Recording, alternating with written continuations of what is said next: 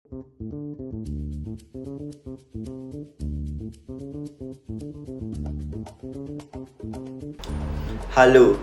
Timan-Timan, I am Berdal. Want to learn how Indonesians greet? From Selamat Pagi to Salam. Let's explore the warm, respectful greetings of Indonesia. Ayo mulai! Let's begin. Basic greetings in Bahasa. Selamat Pagi means good morning. Selamat Siang means good afternoon. Selamat Malam means good night. Apa kabar means how are you?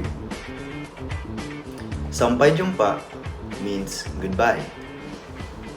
Basic conversation in Bahasa. Selamat pagi means good morning. Selamat pagi, apa kabar means good morning, how are you? Baik, terima kasih, kamu means good, thank you, and you.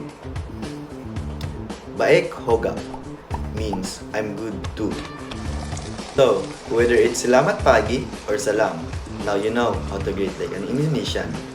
Terima kasih for watching. Sampai jumpa lagi.